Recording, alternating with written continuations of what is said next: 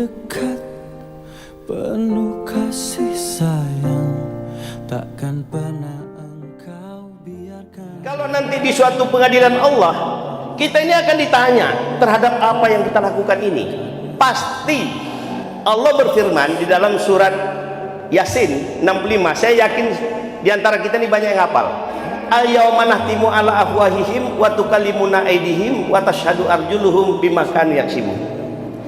Pada saat itu, pada hari itu kata Allah, kami tutup mulut mereka. Maka berkatalah tangan mereka kepada kami, dan menjadi saksilah kaki mereka atas apa yang dia kerjakan di masa lalu. Ini memperlihatkan bahwa di pengadilan Allah itu nanti kita butuh saksi. Saksi-saksi ini kita perlukan. Kapan menyiapkan itu? Ya sebelum datang waktunya, supaya tidak ada penyesalan. Dan pada hari ini saya diberikan Allah rahmat, nikmat sebagai pemimpin, yang itu pasti saya bertanggungjawabkan. Salah satunya adalah mempersiapkan itu. Orang tua itu bertanggung jawab mengingatkan anak-anaknya. Jadi kalau hari ini saya sebagai wakil gubernur, saya bertanggung jawab mengingatkan itu kepada masyarakat saya. Apakah nanti hasilnya bisa seperti apa yang saya harapkan? Wallahu alam. Saya tidak pernah berpikir itu. Saya tidak pernah berpikir dampak yang kita lakukan ini apakah Allah akan memberikan kemuliaan atau tidak. Karena bagi saya, kemuliaan, kekuasaan itu adalah hak prerogatif Allah.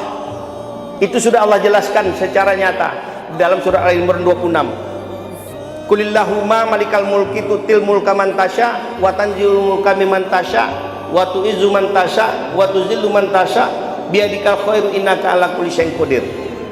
Di situ Allah katakan, katakanlah Muhammad bahwa Allah ini adalah pemilik kekuasaan. Engkau berikan kekuasaan kepada siapapun yang engkau kehendaki. Engkau cabut kekuasaan itu dari siapapun yang engkau kehendaki. Engkau muliakan kepada siapapun yang engkau kehendaki, dan engkau hinakan kepada siapapun yang engkau kehendaki. Clear.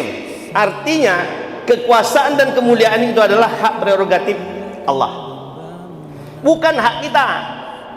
Tetapi Allah berikan rambu-rambu di sana. Itu yang kalau kita baca di dalam penggalan surat Al-Hujurat 13. Inna akramakum indallahi atqakum. Sesungguhnya orang yang paling mulia di sisiku, kata Allah, adalah orang yang paling bertakwa. Ini jelas sekali Allah memberikan. Berarti tugas kita itu satu, takwakan saja dirimu.